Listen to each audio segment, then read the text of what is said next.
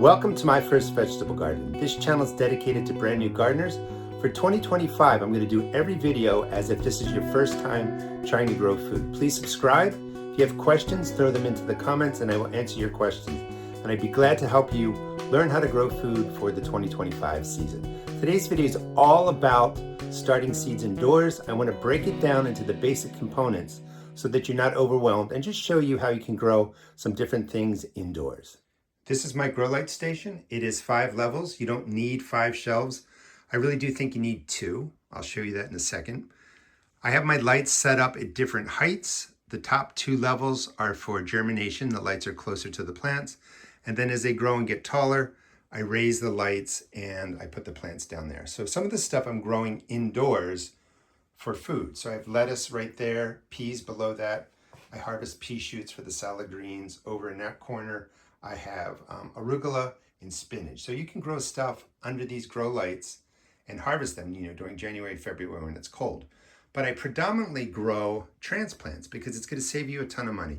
Transplants at the big box stores and even in nurseries are going to cost you anywhere from, if you're lucky, $3 up to like $5, which is just too much money. By starting stuff indoors, you get a chance to grow different varieties you're not going to find as transplants if you're going to buy them, and it's going to save you a lot of money. And as I was saying before, it's a lot of fun. So basic setup, number one is you can't really grow in a sunny window. It has to be a good 10 hours of light from your LED lights. Let me talk about that. These are white LED shop lights. This is what they look like if you go and buy them. It's just little squares. They light up, bright white light. You don't need specialized grow lights. You're going to read a lot about a par value, red LEDs, yellow LEDs, and they cost so much money. These white shop lights will cost you anywhere from something like I just showed you to the one that's hanging here. You can see the brightness. About, I don't know, anywhere from $20 to $25 for a light like this. You need 2 of them. This way you have 2 strips of lights, 2, 4. And your shelving unit should be 4 feet long, going down that way, 18 to 24 inches that way. 24 inches is best so that you can, slide it flat in. Up top, and I will put, I actually went to Walmart and found these lights, and I'll talk about them. They look like tubes. They're not. There's white LEDs inside the tubes, but it's 4 lights. This was $35 when I bought it. Today, they were $39. But this 4 strip of lights is perfect for seed starting. And again, I think it was $39, but I'll cut in and show you the actual lights at Walmart. That's all you really need. You hang them, everything comes in a box, comes with an extension cord, you set it all up. You want your lights to be on for 14 hours minimum, and then you want them to be off for 10 hours. That's gonna get you beautiful seed starts, beautiful transplants. And, these are snapdragons in here, some other stuff that hasn't come up yet. As we come down here, these are my second wave of cool weather crops. That's endive, lettuce, kale, Swiss chard, some older endive right there. Those are flowers in there. I've got some tomatoes started for early tomato plants that'll be going out into the garden. That's basil right in there. More herbs and flowers, rosemary, and then when you come down here, these are plants that I've been growing to harvest indoors. And the videos for these plants are really on my main channel, the Rusted Garden Homestead, but my first vegetable garden is geared to new gardeners. So we have the basic lights. You either want to get 2 lights like this with 2 strips of lights, or a single light that has 4 strips of lights going down there. The ratings that you want are 5,000 lumens, L-U-M-E-N-S, or higher. That's the brightness. That works perfectly well for seed starting. You do not need those specialized lights that are going to cost you hundreds of dollars. Here's the brightness. This is what I show in the video, and I'll be showing in the video in a second. 10,000 lumens. It's daylight rated, which is 5100 Kelvin or higher. So you want 5,000 lumens or higher, and you want 5100 Kelvin or higher. 5100 Kelvin mimics daylight. White lights have all the colors of light in there. Even though it's white, it has red, yellow, blue, green, etc. So all you need are the shop lights. That's the biggest barrier because that's where your greatest expense is. Now the LED shop lights are really inexpensive to operate. They don't cost much per month, you know, a couple of bucks really. These are the basic white LED shop lights. These are at Walmart, Hyper Tough brand.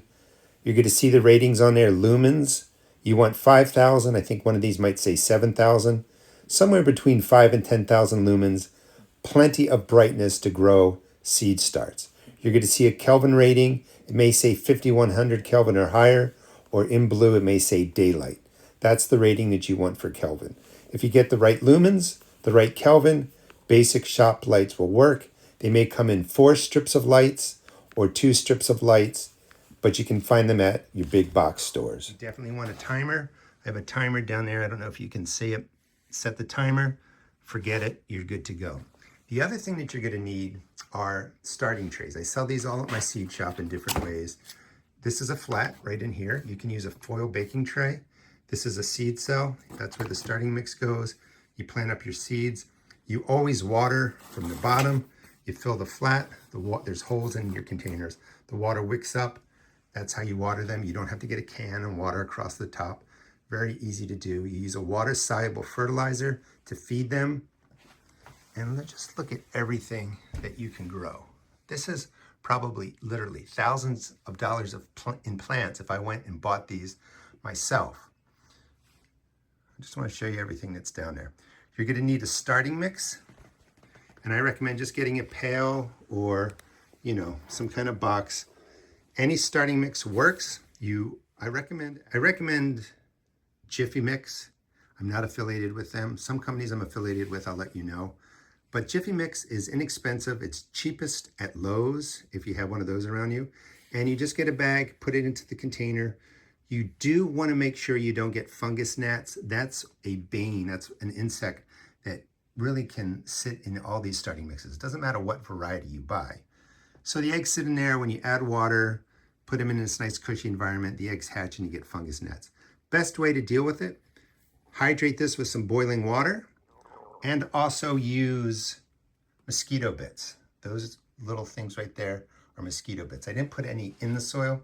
You just take a tablespoon of the mosquito bits, that's the brand name, put the tablespoon into your starting mix, mix it through. When you water, the bacteria in the mosquito bits kind of activates and spreads, and that will kill off the larva of the fungus gnats. It's organic, it's safe, you can use it, but there are some tricks that you want to do to not get fungus gnats. Now, again, I just wanted to show you the basics that you need for the setup to get started. So it's 2 lights, if they're 2 strips, single light, if it has the 4 strips, a flat or a foil tray, like down there, some cells, containers, you can use yoga containers, poke holes in them to get started, seed starting mix, a timer, and a water-soluble fertilizer. Any water-soluble fertilizer works. I recommend the chemical types because they don't smell, and you just use them in a kind of diluted way. Meaning that if it's 1 tablespoon of the chemical types in a gallon of water, you use 1/4 of a tablespoon. You want to use a lot less. And I have a 1-gallon container I keep there. I fill it with water. That's how I water and feed my plants. That's all you really need to get set up. If you're interested in starting to grow sooner, you know, I'll be doing videos on different plants, how to plant them up, how to, you know, start them. Check out my channel, My First Vegetable Garden, and just search Seed Started. I have a lot of videos. I've been doing this for 10 years, so you can find more information on how to get things started. Some of the plants that we have growing now are the cool weather crops. That's kale, broccoli. They look the same because they're all in the brassica family. Kale, broccoli, collards, and cauliflower. That was a mouthful. Those are cool weather crops. So the cool weather crops you can actually start now. They can take a frost and even a light freeze, and they can go out into the garden much sooner than your warm weather crops. Your warm weather crops are your tomatoes, your peppers. You can seed start them now too.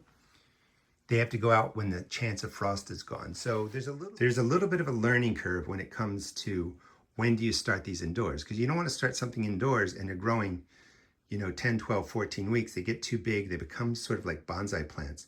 So you really, generally speaking, want plants to be growing indoors 6 to 8 weeks before they would go outside into your garden. And each garden is going to vary a little bit.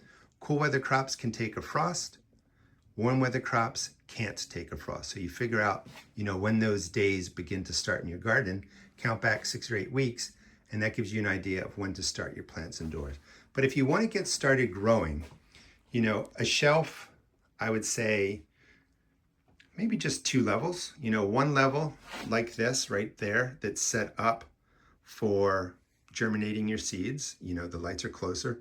And then another level with lights that are higher that you can go ahead and put your flats in, just like you see right there.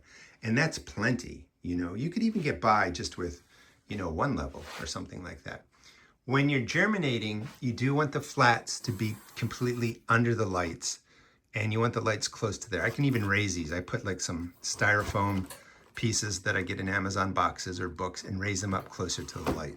You want the plants to be hit by the light. Once they germinate, keep them close to the light for a good 7 to 10 days. As they get bigger, you can move them down to something like this. And then you can turn the flats this way.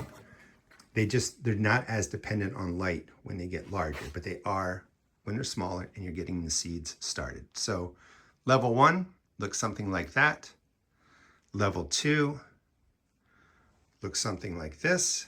And then as these get bigger, if they're the cool weather crops and the temperatures are 40, 50 degrees outside during the day, you can put these outside. You have to get them slowly acclimated to the sun. I'll talk about that in a future video.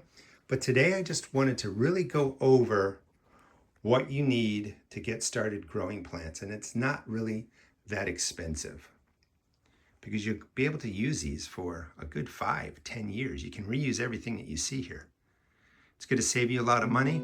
Some people grow indoors, they give away or they sell plants, bring in a little bit of income to pay for their garden habit. Thanks so much for watching. Please check out my seed shop at therustedgarden.com. I have tomato and pepper seeds there for $1.75 a pack. Every other seed variety is only $1.50 a pack. Thanks so much for watching.